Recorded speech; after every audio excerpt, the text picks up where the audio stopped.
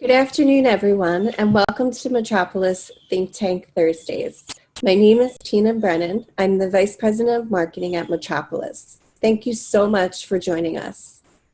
As many of you are probably aware, this is the 6th year for Think Tank, a thought leadership enlightening program that visits top firms in key markets in North America. Last month, we launched this virtual version of this program where we were hosted by San Francisco-based firms. This month, we're being hosted by firms from Chicago. Today, we are very pleased to be hosted by SmithGroup, who have come up with a very relevant topic that we're all grappling with today: driving culture in a changing environment, applying lessons learned from the pandemic.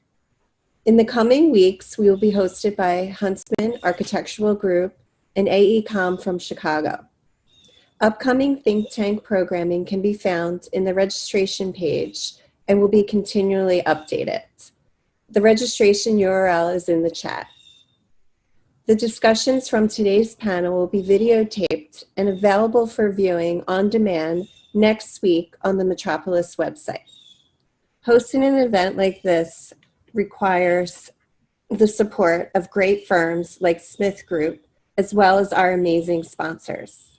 We'd like to thank Growy, designing and engineering innovative water products for bathroom solutions and kitchen fittings. Hunter Douglas Ceiling and Wall Products, solutions in every material for every space and every budget that push the boundaries of ceiling design.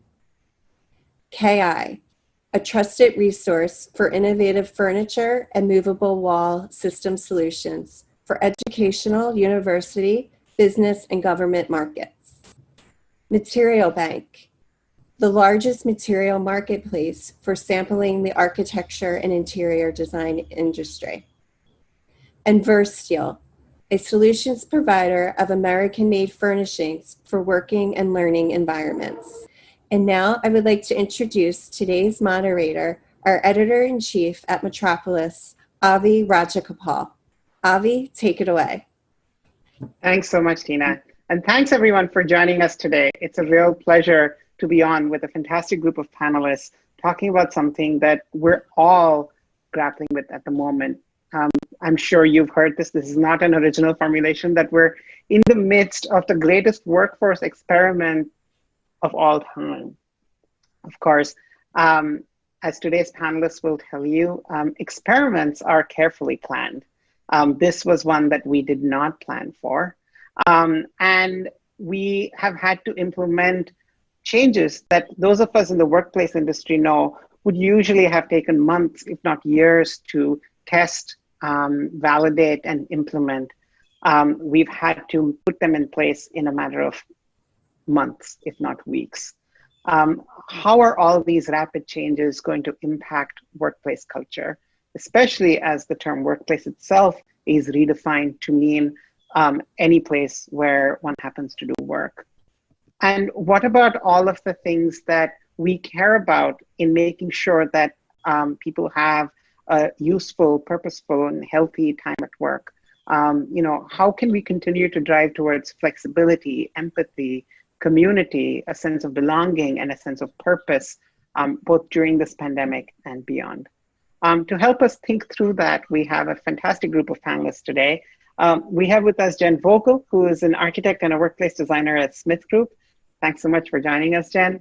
Jeffrey Moore, who is the director of the Beckman Institute for Advanced Science and Technology at the University of Illinois, Urbana-Champaign. Jeff, thanks so much for joining us. And Josh Peterson, who is the Workplace Development Director at American Family Insurance. Thanks so much, Josh, for joining us as well. I'm going to start off with Jen. Jen, as somebody who's been designing workplaces, you know that workplace interior design had already been under tremendous pressure, even before COVID-19 hit. We saw project timelines shrinking. We saw leases get shorter.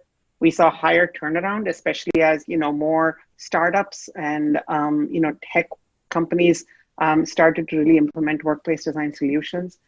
We saw people adopt an iterative model to workplace design. People start to explore prototyping. I mean, we were in the midst of humongous change as it is in the workplace design sector. How will this pandemic affect design decision making? I mean, we're only seeing decision cycles get faster. We're having to, deal with imperfect information and take really fast decisions based on that. Are we even going to have the time to stop and think? What are going to be the long-term effects of this pandemic on workplace design? Thank you, Avi. You're right in the sense that it has been getting quicker. Our design process has been getting faster, and we've had shorter timelines to design. But I think one of the people who are seeing the most success within their workplace, and especially in the transition with COVID-19, are those who have taken the time to sort of originally step back and think about their culture.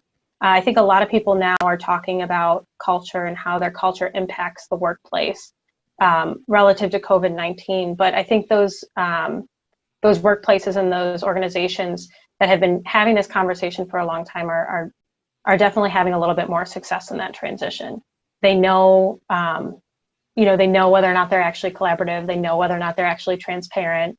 And I think the companies that have kind of built a culture around trust in their employees, trust in the process, trust in their, not only in their culture, but in their operational procedures as well, have found that they're having a little bit of an easier transition. And one of the big things that we do when we begin workplace projects, and traditionally those projects were more physically based, right? We were talking about creating space, and now I think we're seeing a big transition for workplace strategists and workplace architects to really become these sort of culture alignment experts, right? We're looking at ways that space can implement or affect culture, but it really is about understanding our clients' needs and how we can help them sort of transition into that more trust-based or transparent organization. And so that value really has sort of shifted from just creating spaces for people to be into really creating operational values that help make space decisions, but also maybe help organizational decisions as well. Right. I think those are two really important ideas, and maybe a little even counter to how the general conversation has gone on COVID-19 preparedness, right? To some extent, it's not so much about what I'm hearing you say. It's not all about what you do now, but rather what you have been doing even before COVID-19. So, as you said, organizations that had been looking at that culture in a really deep way are finding themselves in a better position today. And I think that's a really strong argument for organizations who haven't done that to really examine their culture and examine the connections between design and culture. It's also a call for designers and architects to really pay attention to their impact on culture, as you're saying, because it seems to me that it's only through that we can think of the design process itself as a sort of form of, as a kind of resilience. And that's a really interesting idea. Thanks so much for bringing that up. Before we continue, I just want to remind everyone who's listening in that we will be taking questions throughout today's session. Please use the Q&A button at the bottom of the screen. And if you have any questions for the panelists, you can jump in at any point in time. We're not waiting for any moment to start questions coming in. I'd like to come to Jeffrey next. Jeffrey, you had the Beckman Institute, so you're at the head of an organization that, is really looking at cross-disciplinary research in many ways. And I'm sure different research teams have different needs. As it is a complex workplace. And then on top of that, of course, COVID-19. Within the context of UIUC, the University of Illinois, which has adopted a hybrid in-person and remote kind of approach to reopening. And there's some really stringent measures put in place. So tell us a little bit about how you are managing the work culture at the Beckman Institute within that broader context of the university. Sure thing. Thanks, Avi, for having this discussion right now. I think it's good to capture it in the moment, and it's changing all the time. At the Beckman Institute, we're used to thinking about team-oriented science. 30 years ago when the Beckman Institute was founded, it was founded on the idea that we would break down the tradition academic model of siloed units. The chemistry department never talked to anybody in the psychology department. And the whole point of the Beckman Institute was a 300,000 square foot building that would bring together researchers from all across the campus and develop team-oriented approaches to science. I'd say in the 30 years that culture has really spilled over in a lot of ways outside of the Beckman Institute. In fact, that's kind of what we pride ourselves on these days, as the sort of graduating teams, watching them continue on, or seeing a kind of culture that we really pride ourselves in at Beckman spill over into other places. And I don't think this would have been so apparent had it not been for what we went through this summer, and seeing our campus as a whole really come together to, you talked about, we do experiments and they're carefully planned, and the whole idea that our campus reopened under was a very deliberately thought through and really quite exquisite model on what it would take in order to open up. And this involved what kind of test would have to be run, how frequently it would have to be run, how fast the turnaround time would have to be. It involved from people, epidemiologists to chemists to people who are working in public health. We brought our researchers together and came up with a plan that was based on a model. And so while, the experiments and the planning is one part of it, I'll also say, so often because of that planning, we never experience or have the chance to do a lot of improvising. And so we were forced to improvise and think about supply chains and be creative in how we might manage and deal with them, in terms of like making sure we have testing supplies to do the massive testing that we're doing. And I'd be happy to talk about a little bit more in detail, but back to the Beckman, so we're kind of a micro environment now in this bigger infrastructure. And there we've played it, recognizing that we have some researchers who really can do all of their research at home, computational work, for example. And we've encouraged that, because obviously the less people are on campus and have contact with others, then that's a really good thing. And so between staff and researchers, we've been promoting the work at home where it's possible. But we recognize that that's not possible for some of the people in the laboratory. So it's been a dance of trying to balance all of those factors, and we're doing, managing it as best as everybody else is. Right. That's really interesting that, you were talking about sort of the broader plan at the university, and the exquisite planning that it took to put that in place with certain improvisational elements. And I think those have become a necessary feature of so much of our work today. It's just, there's a bigger plan, guided by current science, but some of it is definitely improvisational in terms of how we make it work. And then the talk about the needs of different teams and different individuals, needing access to different resources. That's something that I think we're all really familiar with now. It's just really interesting, because at a research institute, of course, you are such a driven, sort of results-focused, kind of culture, which is a little different from, a corporate workplace.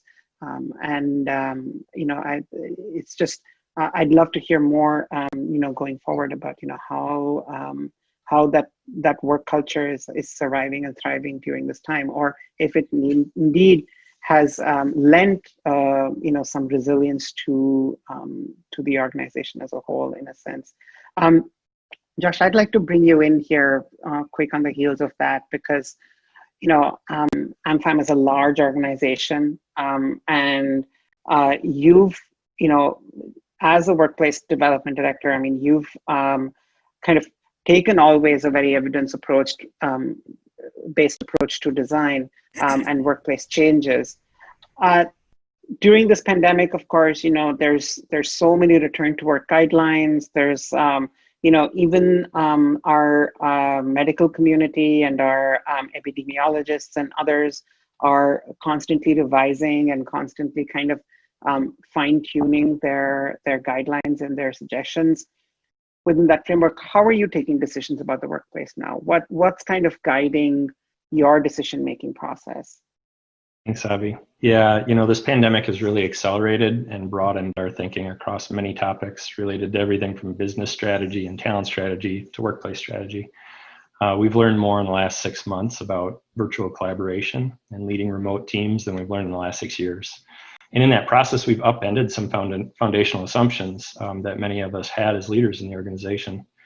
As Winston Churchill was working to form the United Nations after World War II, he famously was quoted as saying, never let a good crisis go to waste. And that's exactly the thinking that we've adopted at American Family to develop our enterprise-wide Reimagine Normal strategy. So what are we learning in this crisis that should inspire and help us rethink our business and workplace strategies? It's about how we work, where we work, how we serve our customers, and more.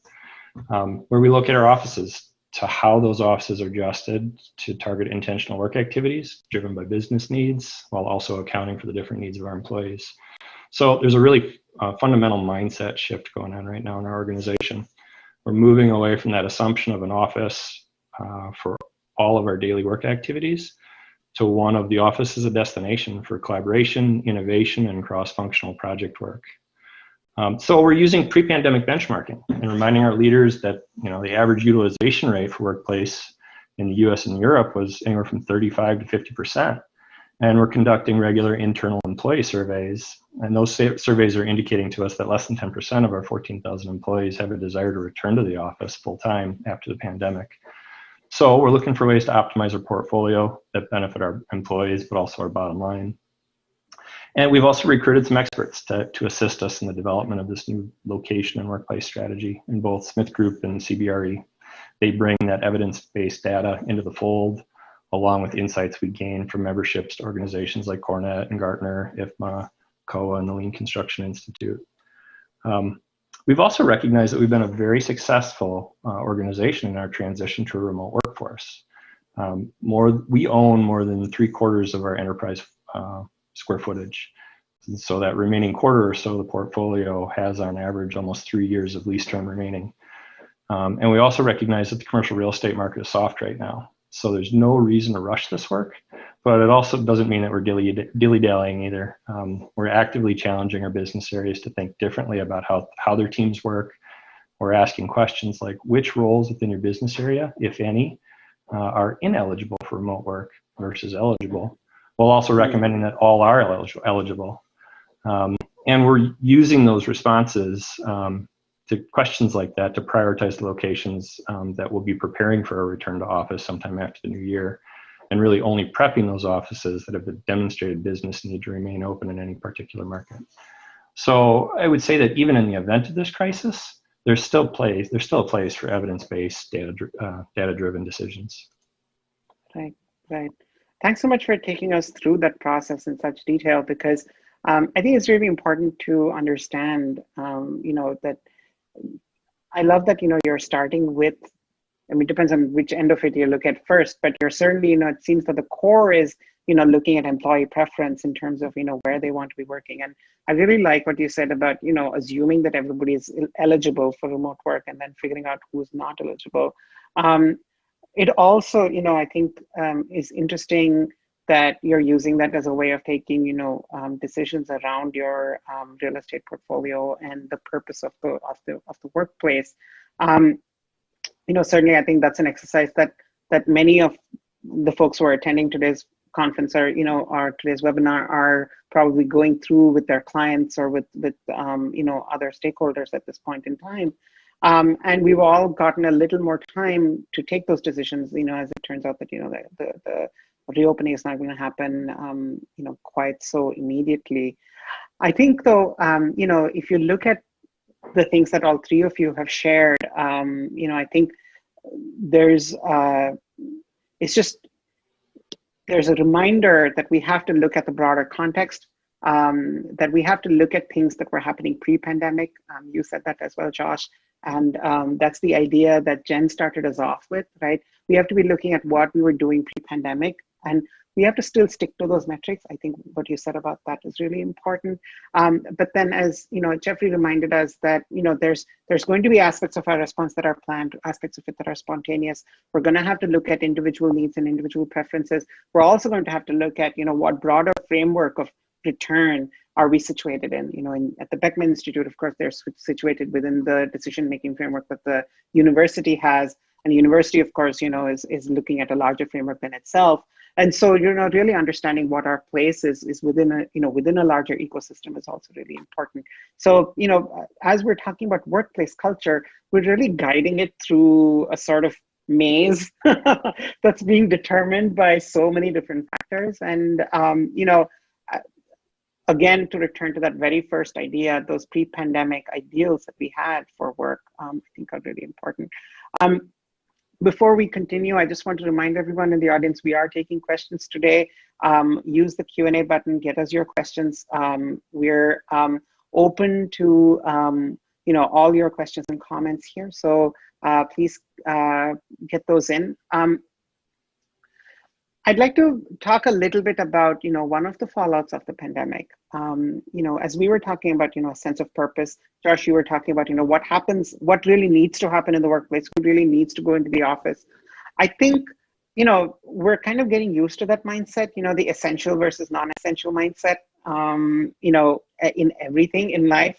Is it essential that I need to go to the grocery store today? And so how do we, first of all, make that determination for the workplace? What are some of the frameworks we can use to understand what is essential and not essential in the workplace?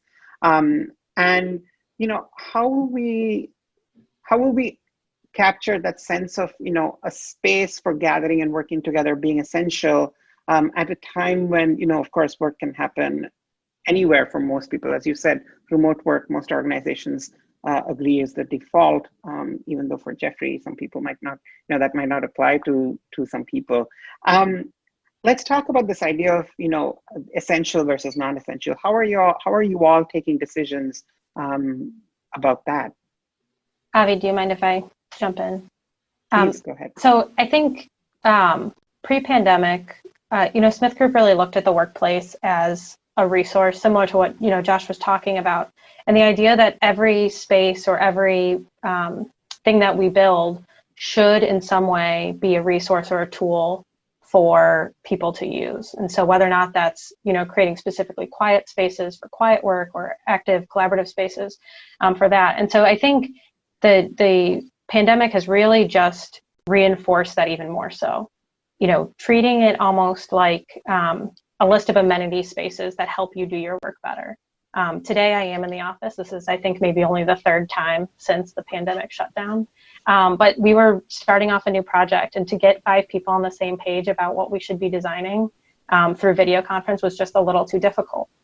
So we all came in today. We probably won't come back together for another week or so. But there's certain things that just need to be done in person, or certain resources that have to be used in person. And so I think what we'll notice is sort of a transition more so from, a workplace being mostly desks, mostly workstations with a couple of collaboration spaces, and really treat the office more as an amenity rich space, meeting spaces, for architects, 3D printers, laser cutters, things like that you can't have individually in everybody's home, but really treat it more so as a hub for gathering and pursuing work more so. Okay. Yeah, I agree. Go ahead. Go ahead. I would agree. I also think that as we've been living through this experience, I think the term essential worker or essential work has evolved. Initially we had less than 5% of our workforce that were deemed essential and needed to be in our office to complete their work. But to Jen's point, we've also realized some of the limitations of this remote workforce, and talking about prioritizing certain work activities, collaboration, innovation, project work, that is difficult. And so I think we've started to frame what is truly essential differently. Initially it was, they just physically can't get their work done without access to certain specialty pieces of equipment or something like that. Whereas now, as we've adapted and evolved through what this pandemic means and how to stay safe, we're loosening the guardrails just a little bit. And so I think that will continue to evolve. At the Beckman, we basically have a limitation on how crowded labs can be, what capacity they can be at, and because you just can't do that work that involves, like Josh said, instrumentation that's going to require on-site, being on site. So, but we've had to come up with different schedules. We have staggered work schedules in order to accommodate everybody to be there, but not exceed the capacity that we determined to be safe. Right. I think that idea of what do you come to the workplace for? Jeff, obviously people who are have ongoing experiments or projects at a lab need to come in to be able to access their work there. There's not everything can be accessed remotely, but one of the important things that a workplace, a university, a research institute, what the big thing that these things did was to bring a bunch of smart people into the room and give them a reason to be in a room together and to engage with each other, right? And feel like they're part of something bigger. They're part of a larger enterprise. How does what you've all just told me fit in with this idea of a social cohesion or a sense of belonging in the workplace? Let's get some comments in on that, and then we have a couple of audience questions that have come in. I'll jump in. So I think you hit the nail on the head. The getting someone from psychology to talk to someone from chemistry requires a lot of interdisciplinary socialization. And that's so much easier face-to-face over a meal, over a cup of coffee. It's just much more natural. I always use the analogy that if you're forced to eat lunch with somebody, it's pretty rude to get up and leave halfway through lunch. And so you're kind of constrained to be there, and you listen to the whole conversation. And now, Zoom can easily be terminated, or you can bug out if I have a child who's crying. Legitimately may be true, but it's a little different than, you can't get that. I think that interdisciplinary socialization is definitely a lost factor. Maybe if we have time, I'll talk a little bit later on some of the things I think we've picked up on that actually have benefited from the remote kind of having a meeting remotely versus bringing everybody together. But I'll let the other Josh and Jen talk. I think from a design standpoint, it's by far the most difficult aspect is sort of that informal communication. A big part of workplace design was creating these sort of hub spaces like, the coffee machine versus the printer, and having those located kind of sporadically throughout so that people would have these reasons to get up out of their desks and interact with each other. And now everything has to be so planned and so deliberate. And I think that's sort of the difficulty that comes with this. I know at SmithGroup we have a pretty robust chat function, and so a couple times a day I'll get random people that I don't work with, just reaching out and trying to start those conversations. The first couple weeks it does feel a little funny or awkward, but again, it's trying to maintain and build that culture around the informalness, that you can have conversations with people you're not working directly with, and that having those kind of connections is important, because you never know when you may need to reach out for them for advice on something or to just get an opinion. And so I think the informal versus formal nature of it has definitely become the more difficult thing to try to achieve. Yeah, I would agree. I think it's all about leveraging technology. One thing that I reinforce with my team is really one of the first things you need to do in your day is make sure that you're logged into your instant messaging platform so that you're available. And you let people know when they can reach out informally and when not to. And the other thing that we've really tried to institute are daily huddles. We do 15-minute non-agenda based connections with key members of the team. I meet with my leadership team every morning at 8 o'clock. And then we do a bi-weekly connection with the broader department. And again, oftentimes we go into it with no agenda. It's just that informal check-in. It gives folks an opportunity to voice what's going well, what's not going so well. And again, just really encouraging folks to leverage the tools that are available to us today. Right.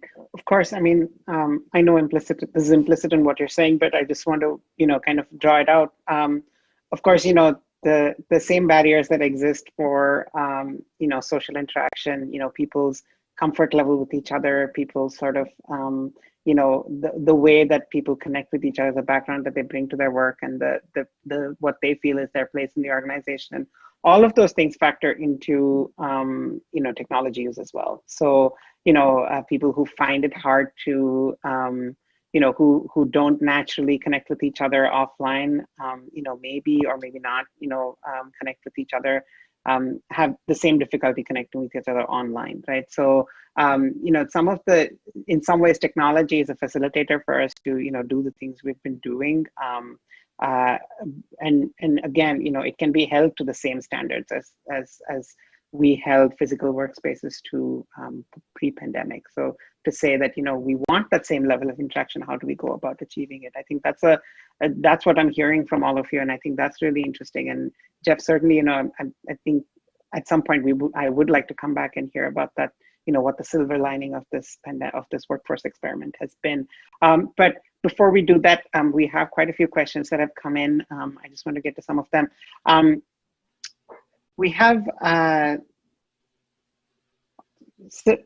couple of questions that are connected to what we've been talking about now, so I'm going to take those first. Holly Harris asked, how do you envision mentorship and teaching among junior and senior staff now the conversations must be scheduled and conducted virtually? Do you think skill growth might be slower?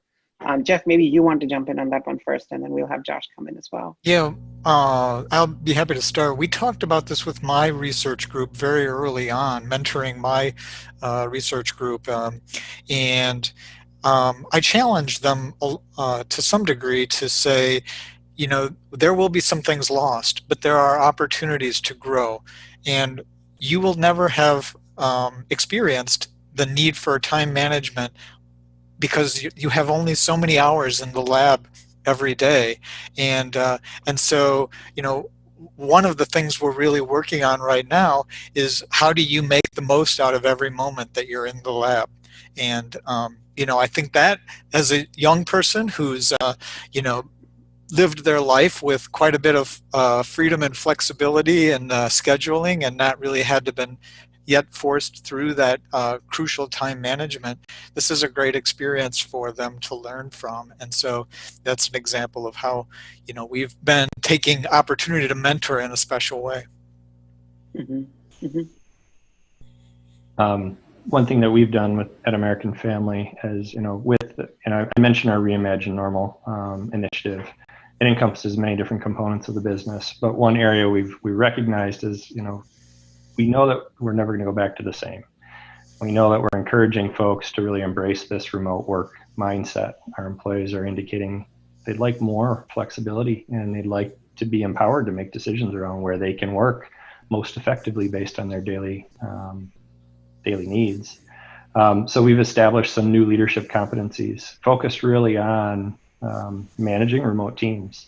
It's about leading people inclusively. It's about leading as an intrapreneur. And then it's also about leading in digital innovation, really embracing the digital mindset. And so we're working very closely with our HR and talent development teams to put some learning activities together and deploying those out broadly across the enterprise to our folks in leadership. Right. Jen, I'd like to get your angle on that, but maybe in a slightly different way. You spoke about quite eloquently about, how the office needs to generally become an amenity space, right? It needs to become a space for purpose. One of those purposes in an office is learning, right? I mean, no organization survives if employees don't learn over their period of time at the organization. have you given any thought to, those kinds of spaces, in the workplace? Are we looking at how workplaces can, be places for people to have personal growth as well? When we're looking at this new hub model of the workplace. Yeah, and I think when we're talking about workplace, one of the most effective ways to learn is to have that one-on-one mentorship, whether that be virtually or in person. And so really it is about creating those kind of collaborative spaces and those spaces that allow you to have those resources around you.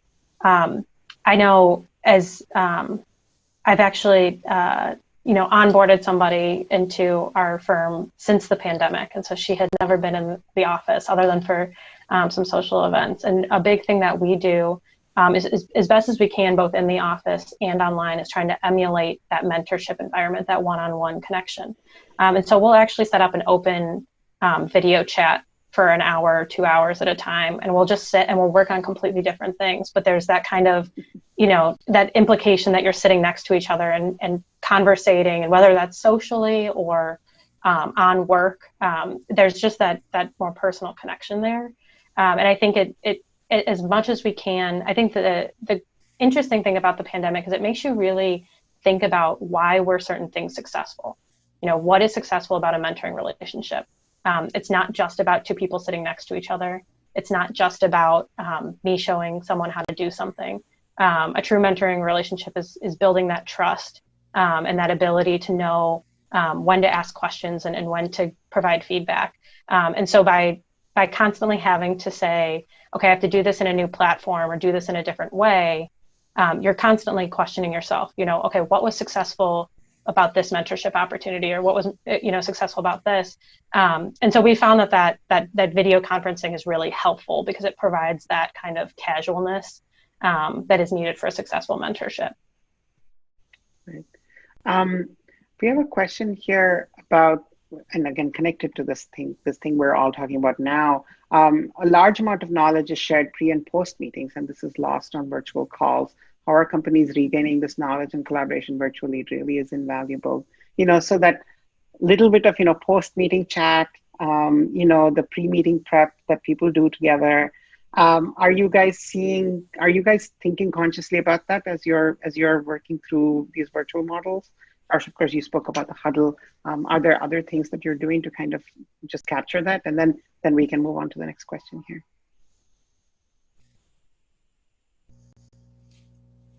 Sure, I can start.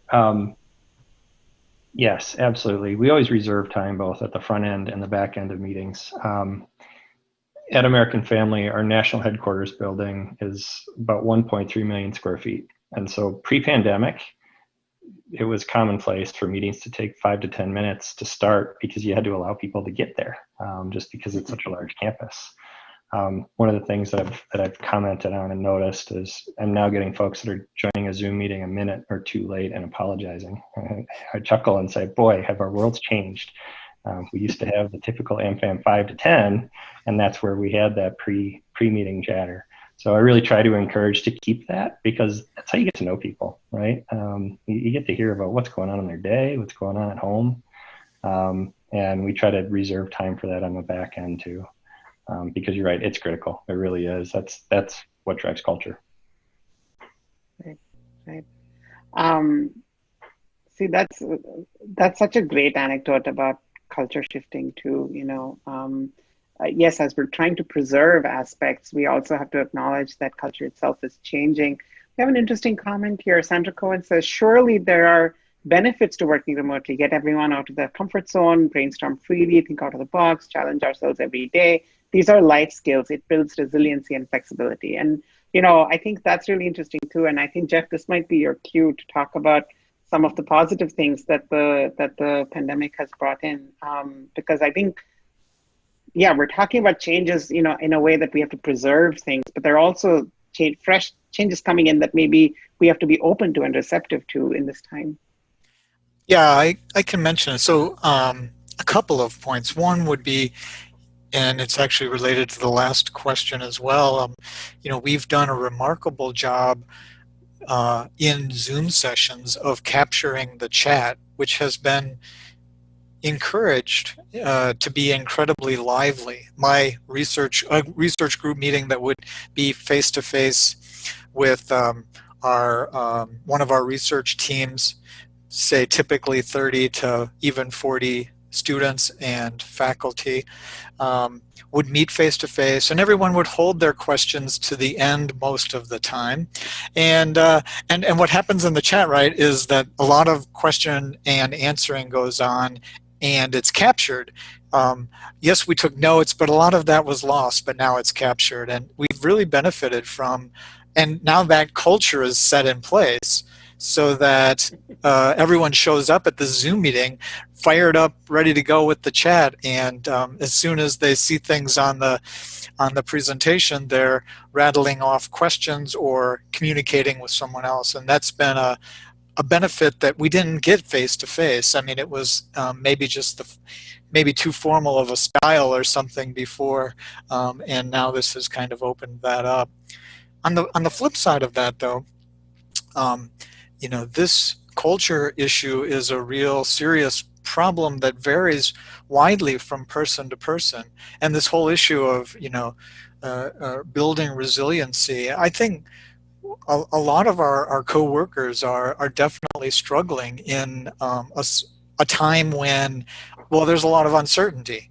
If nothing else, that brings a lot of stress, and trying to also build that into the equation now, which wasn't so much maybe at the fore in the pre-COVID kind of era.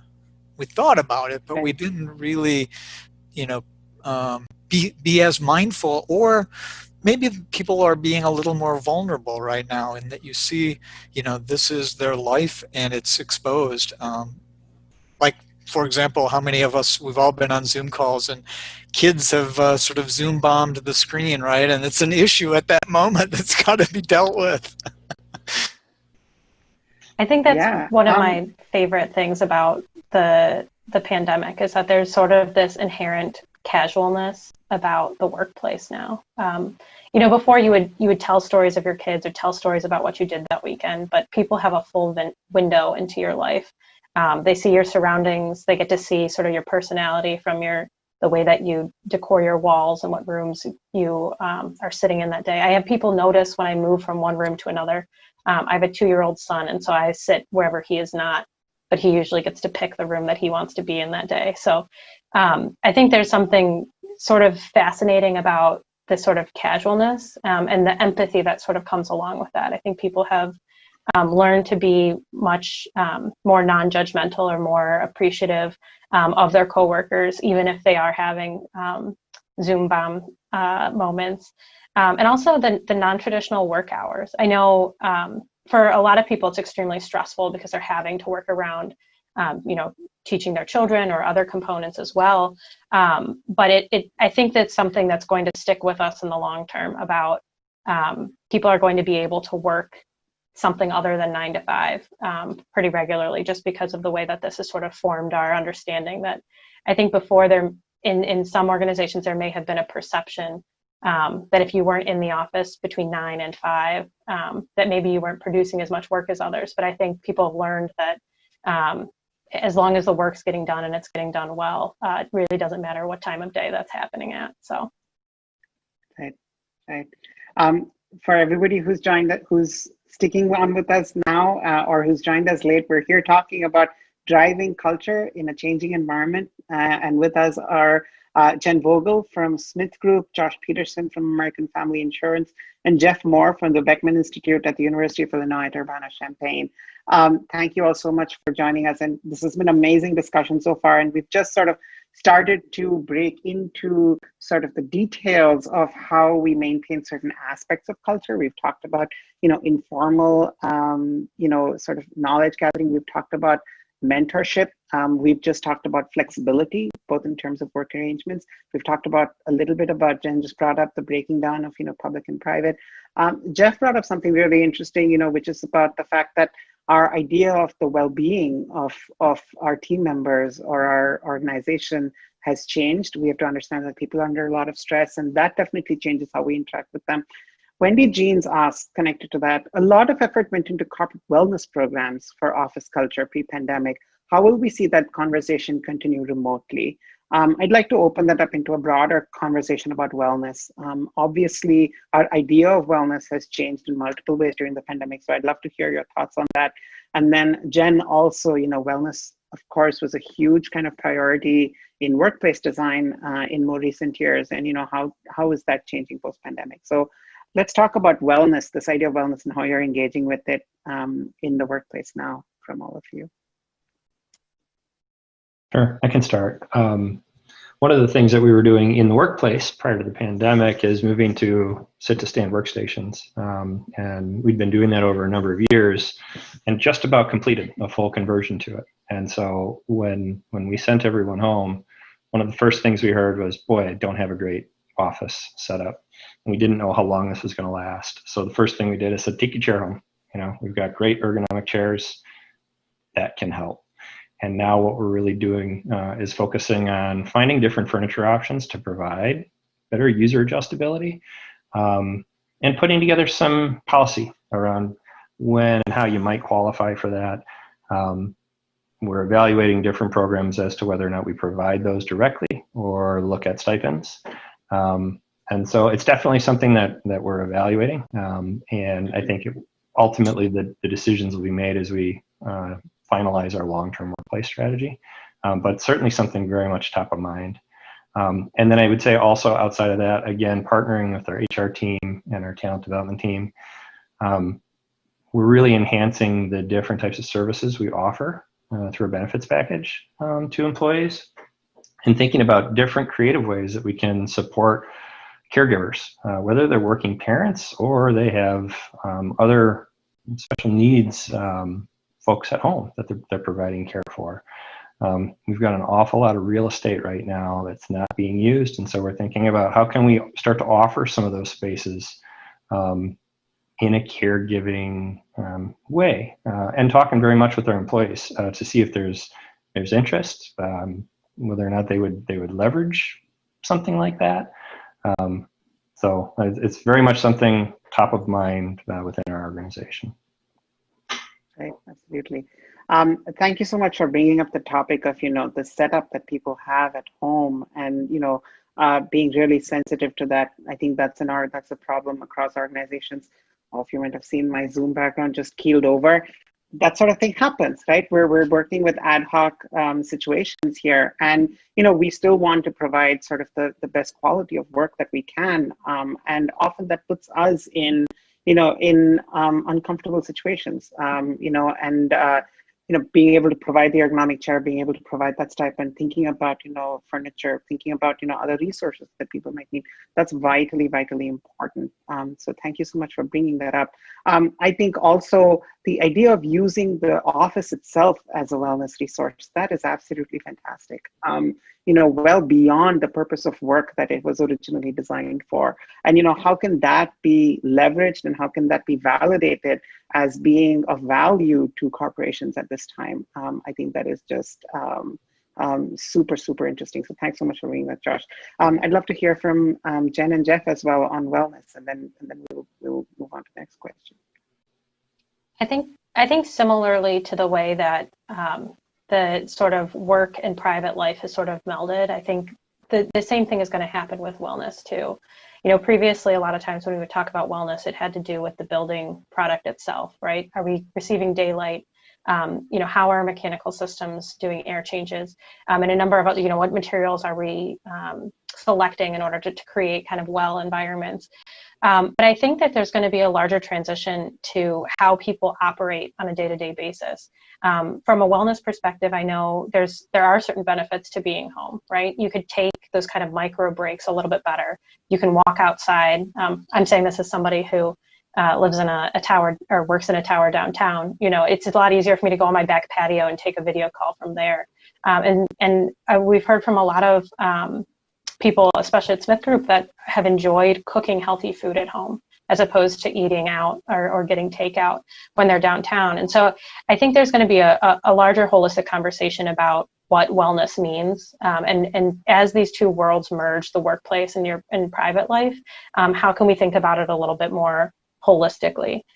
As we return to the office, whether that return is 100% or 20% or on a part-time basis, I think people are going to really want to keep the positive attributes they found, right? These micro breaks, like, is there a place to stretch? Is there a place to kind of have quiet time?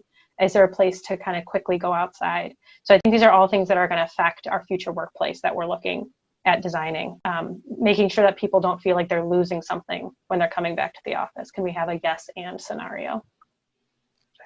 Right. I think for me, the approach has been, to try to reach our staff and our faculty and our students at the Beckman Institute by being as open and vulnerable myself as I possibly can, recognizing even, as much as I would like, I think there have been times when productivity hasn't been the same. There's a feeling that if we had been under normal circumstances, we would have accomplished X, Y, and Z by now. And I know that's the way I feel, and I suspect that's the way a lot of others who are out, our staff are feeling. And so actually my monthly message goes out, and it tries to be pretty open as much as I possibly can, and I think that's been very well appreciated. My monthly message that's about to go out for September, actually, I had to think about it. Do I really want to say this? But I said it. Lower expectations, but not lowering standards. And, what does that mean? Ultimately, that means make sure you've got your priorities right now. And so, that's all a part of, okay, then I don't have to put so much pressure on myself. I've got my priorities. These must be done. And so I've tried to also play that off against the other extreme. Next month's message I've sort of already got formulated in my mind, and it's what a time to be alive. We can all think about how horrible it is right now, but the reality is, look what we get to do. If this had been the 1918 pandemic, we would have all been hunkered down in a pretty small community, and this is the fact that we can move forward, the fact that we can develop a saliva test for an incredibly complicated analytical chemistry problem, in a matter of a few months, these are really amazing accomplishments. If we can't appreciate how great it is to be alive at this time because of the technology that exists, that I think that's a flip side of that coin. But so we've tried to message in different ways. I guess that's the short answer to how we've tried to imagine some of the challenges of wellness, especially mental wellness. I think is the big one. I'm definitely steering that, Jeff. Lower your expectations, but not your standards. I think that's such a fantastic way of thinking about, how to be pragmatic in this time. I think it also speaks right to the tension of what part of this is going to be permanent and what part of it is going to be temporary, which I think is the spirit of Josh's and Jen's comments so far as well, right? Is, how do we kind of sort through the aspects of this current experience that are going to stay with us and that we'd like to have stay with us, beyond this pandemic, once we found the vaccine and are able to return to public spaces quite safely. And then what parts of it are things that we have to think about now as being temporary? And I think that speaks to a lot of questions that we've been getting from the audience as well, which are really, and I love that we've taken this turn now to appreciating the time we're in rather than, really, continuing to rail against it and really starting to look at what are some of the things that we want to carry forward from this pandemic. And, that's also part of, that outlook, Josh, that you laid out right in the beginning with Winston Churchill about, never letting a good crisis go to waste, right? Is learning to see the crisis in positive light. We're here talking about driving cultural change in a changing environment here with Jen Vogel from SmithGroup, Jeff Moore from the Beckman Institute at UIUC, and Josh Peterson from American Family Insurance. Thank you all so much for all the insights that you've shared with us so far. We're going to take a few more questions here. These connect to wellness, but in a slightly different way. and this might be one for you, Jen. Vicky Cusimano asks, when coming to the workspace, the thought about new standards about mechanical systems to clean air and put new fresh air systems in the mechanical systems. People do need to come back to the office, but creating a healthy space will also relieve the stress of people coming together, something, that both of you were just talking about. So how much are we, thinking about upgrading and installing new mechanical systems, from a wellness perspective and also from the point of view of that security? Love to hear from Jen, and then maybe Josh, you can tell us what you're thinking about at AmFam as well. Yeah, definitely. One of the kind of no-brainer things is to look at the mechanical system and how the air changes are affecting the space and what type of filters you are using. It's easier said than done for certain workplaces, right? If you are your own building and you have capacity to change those things, you can certainly do that. Being being one floor of a multi-tenant building in a tower, it's much more difficult to kind of leverage those changes. Now, we did work with our building to upgrade to the MERV 13 filter, but ultimately trying to get as much outside air as possible is going to really help the most with with the COVID-19.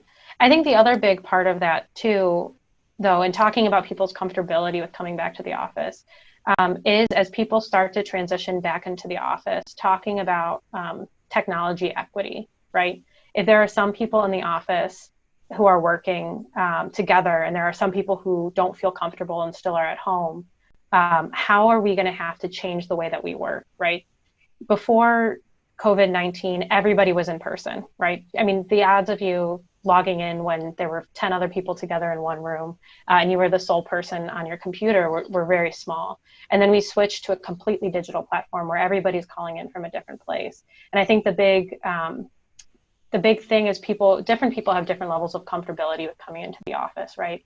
And if you want to build a transparent and trusting culture, you need to allow people to come in only when they're comfortable.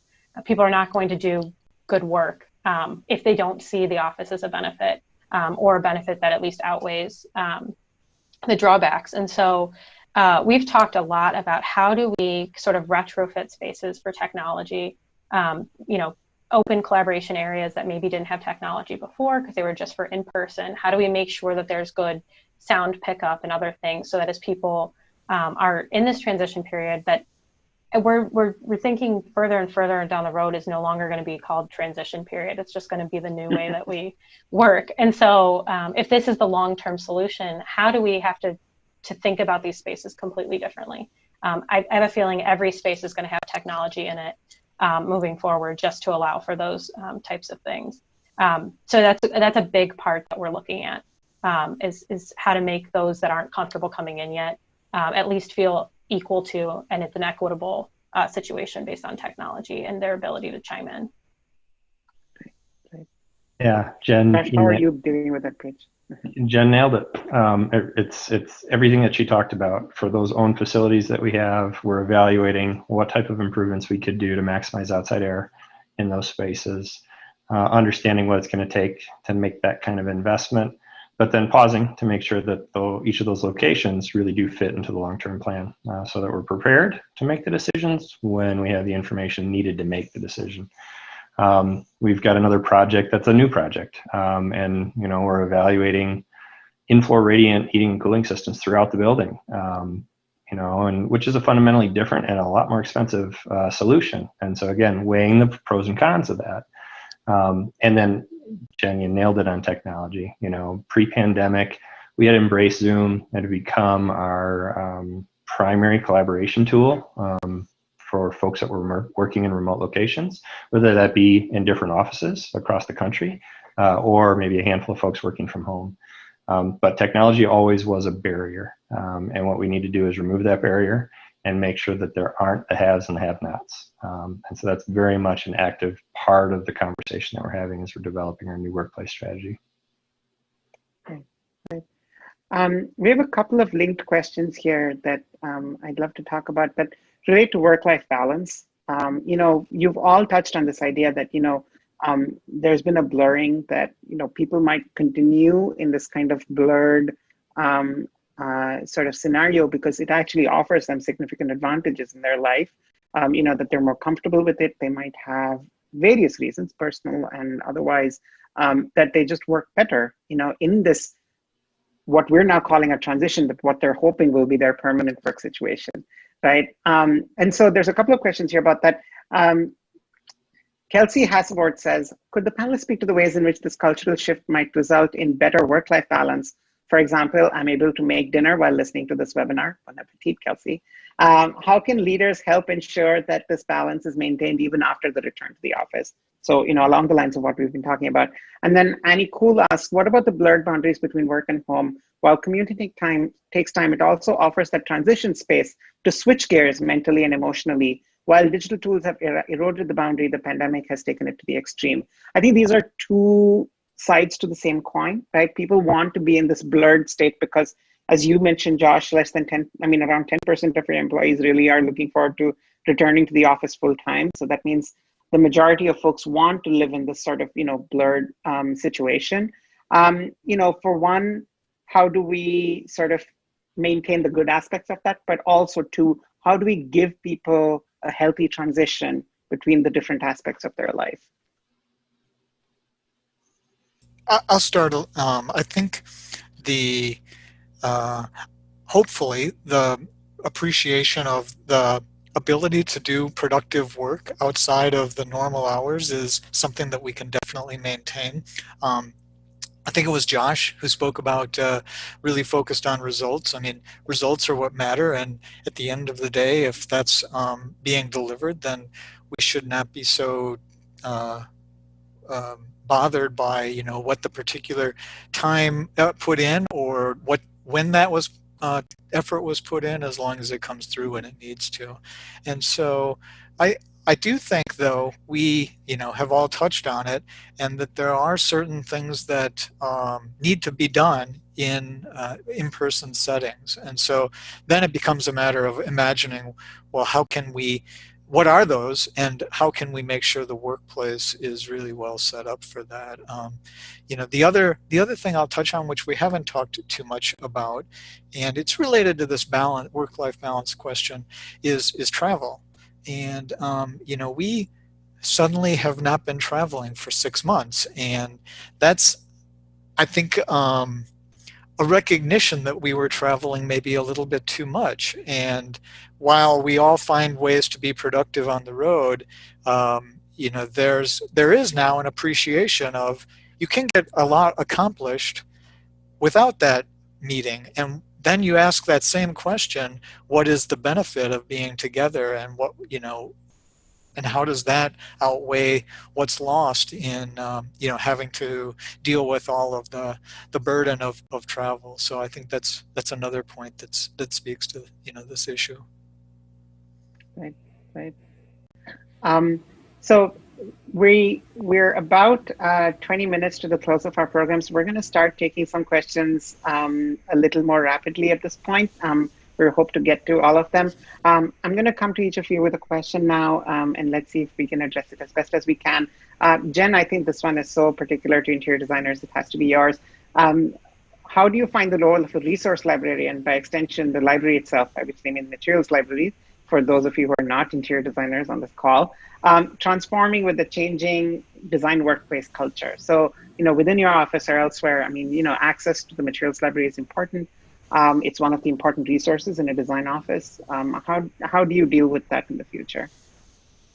It's a really interesting question because right at the beginning of the pandemic, obviously we were not really supposed to come into the office at all. And so my guest bedroom did become its own materials library for the number of projects that I was working on. But that's not very sustainable. It doesn't make sense, if we have 20 designers that each one has their own little personal library. So we've been using that library now as sort of one of those hubs, one of those reasons to come back to the office. And whether or not you're an interior designer or somebody else, there's always going to be some sort of resource like that for other people as well. And so that was one of the big things we were doing today, was looking at materials. It's just, there's no way to look at it online and know what it's going to feel like, to know what it sounds like when you walk on it. And so I think that's just I'm trying to be as open-minded to all things being digital or in your home as possible, but that's one of the things I think, at least at this point, that we just haven't fixed. And I'll say I'm a huge user of Material Bank. A lot of their stuff does come to my house on a regular basis. And so that's been super helpful transitioning to that platform because they do deliver things so quickly. But they're just using the materials as a reason to get together in person too has been one of the things that we've been using as an excuse, I'll say, to get together. What a time to be alive, right? Yeah, exactly. Yeah, I mean, inherent in this is also it's the same dynamic as, with the ergonomic chair at home, right? How much burden do we put on employees to take on work activities at home? And also in the spirit of disclosure, Material Bank is a sponsor of this program. It's also a sister company to Metropolis. Thanks, Jen.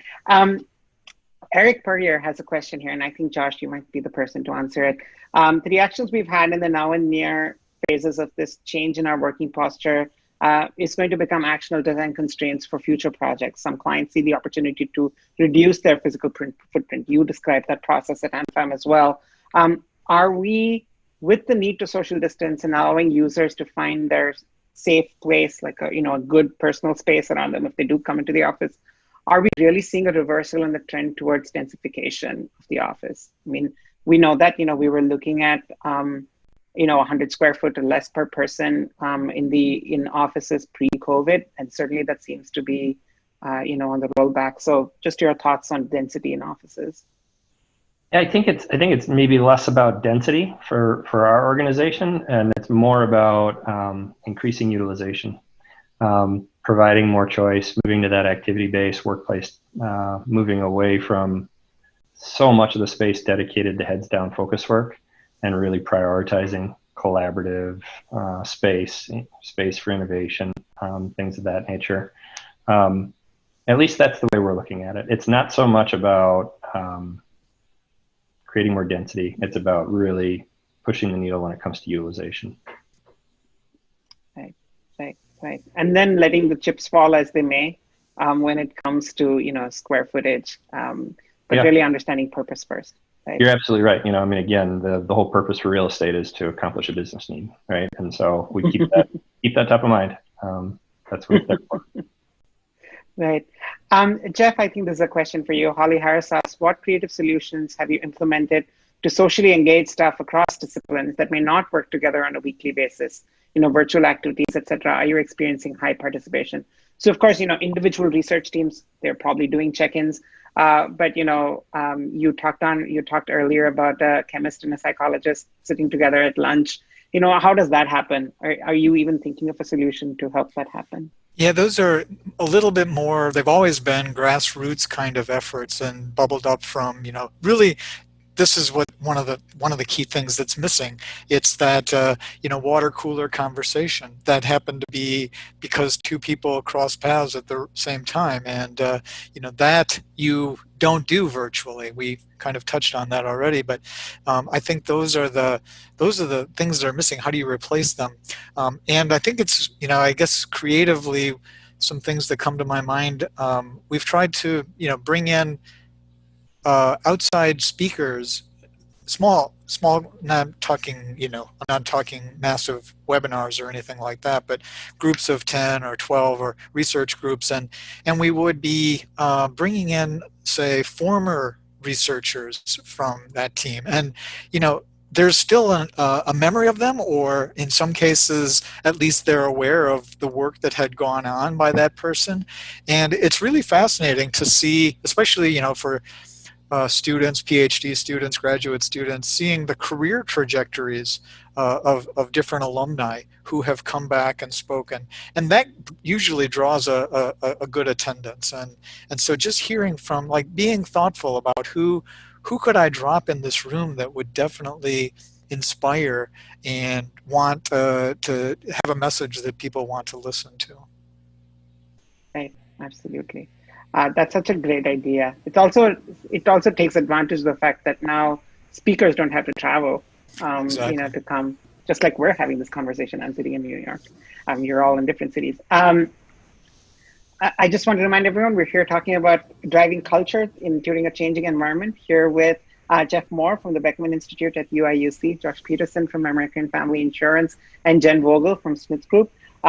Today's session was sponsored by Growy, Versteel, KI, Material Bank, and we're really thankful to our sponsors for supporting this program as well. Also, to our panelists for taking the time to talk with us. We're going to take just a couple more questions here. I know there's a few questions in the Q&A box. We're going to try to get to as many as we can. A quick question, Josh. John McKay asks, what utilization benchmark are you seeing as a new post-pandemic target? Is there really an answer to the question? There isn't. I saw John's question come through and thought, oh boy, here it comes. And I think the answer there is to be determined, John.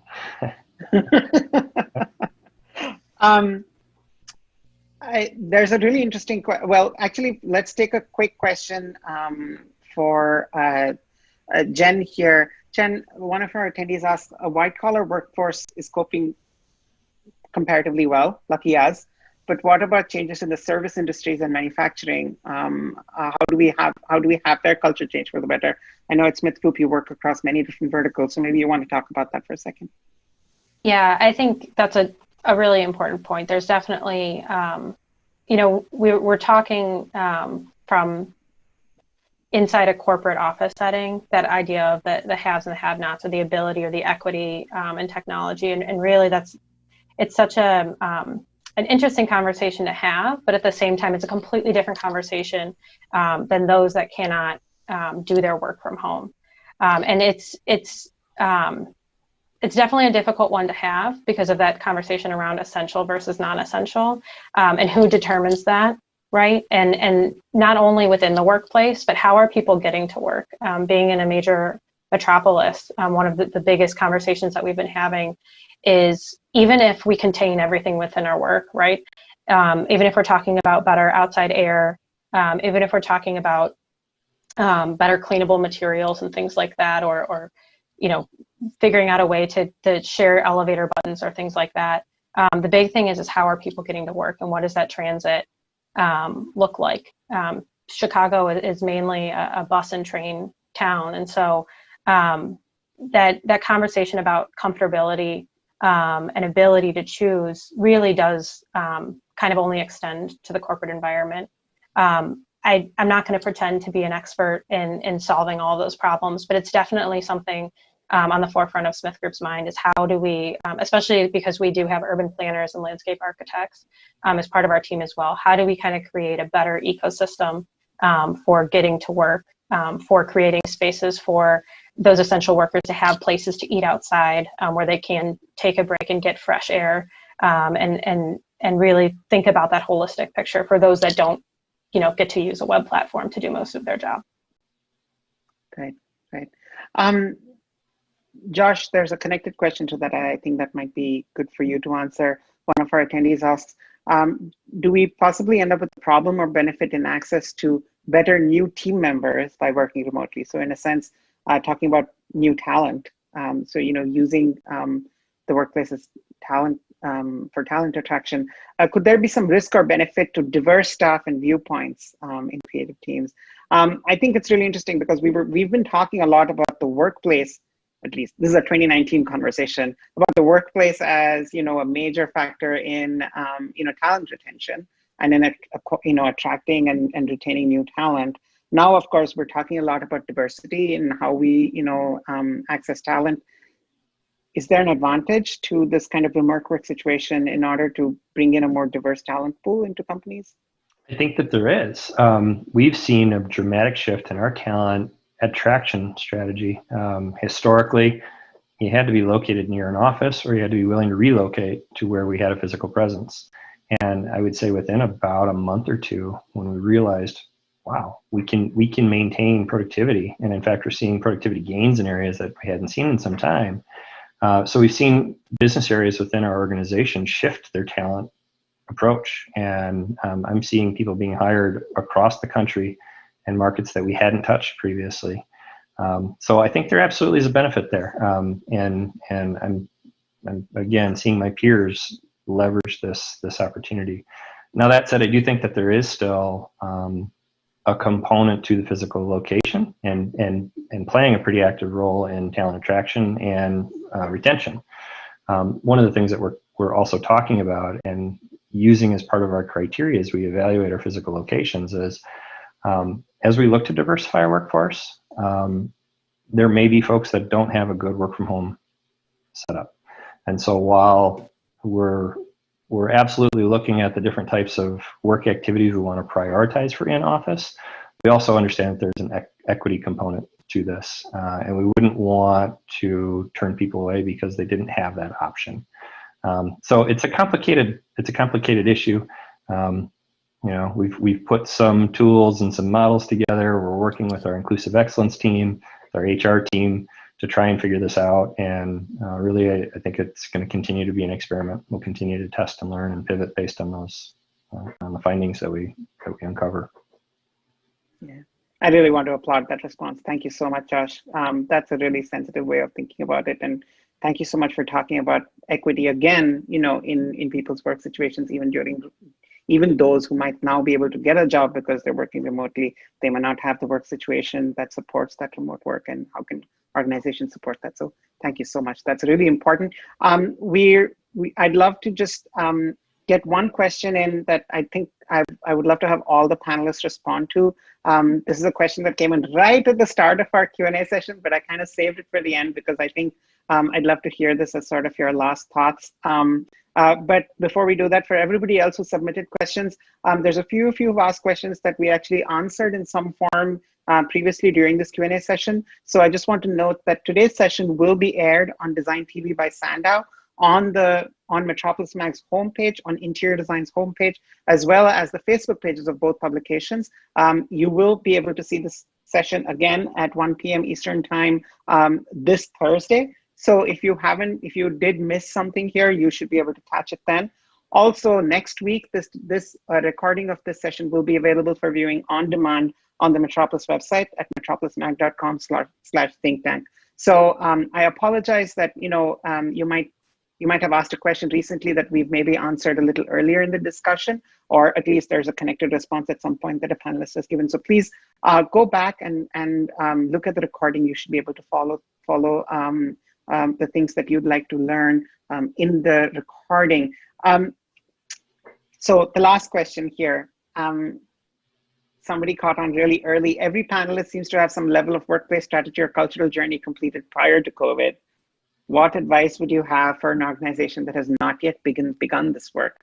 Specifically, how to begin? And I know this is not an easy question, but I'd love for us to give it some thought before we close out today's session. If somebody is really looking, if you were in an organization that hadn't done the preparatory work that your organizations had done pre-COVID, what would be some good first steps? What would be some good places to start? So I can start with that. There's a number of organizations that are beginning that conversation now. And we've actually had a few ask us, like, is this the right time? Should we wait until there's more metrics, or should we wait until there's more of a global plan for how we'll go back to really kind of address our culture and then address how that'll affect the workplace?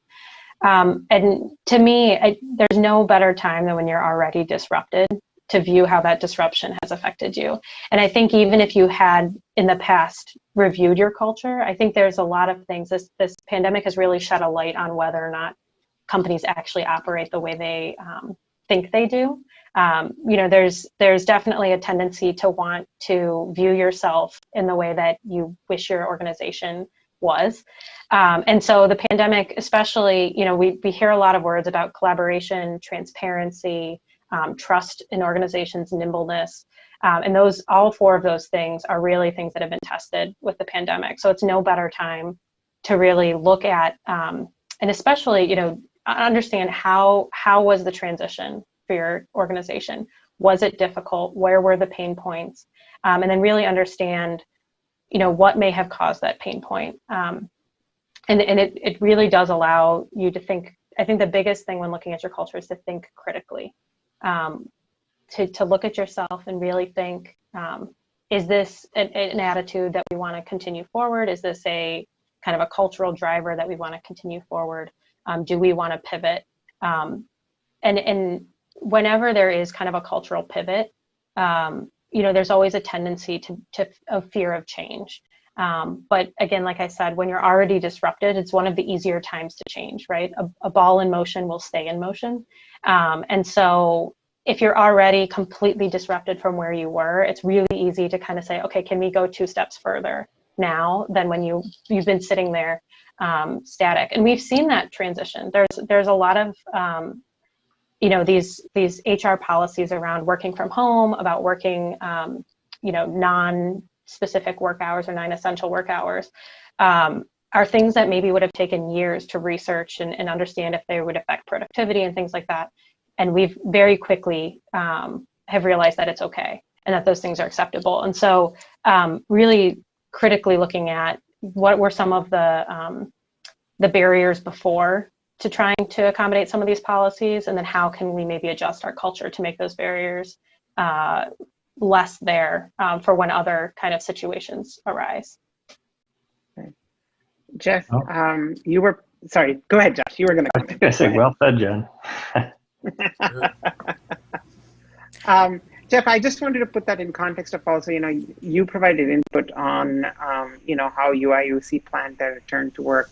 And obviously, a global pandemic is not, a situation that an academic institution has a plan for already on the shelf, right? And so, just in a way, all of us started fresh, in this situation. So, what would you say would be sort of a healthy way to approach, a fresh strategy or a strategy building exercise around the return to work? Yeah, I think I can kind of compare the traditional mindset of an academician who's going to do this siloed research and dig, real deep into something that's quite esoteric maybe. And that's not going to solve a pandemic problem because it's much too big for that.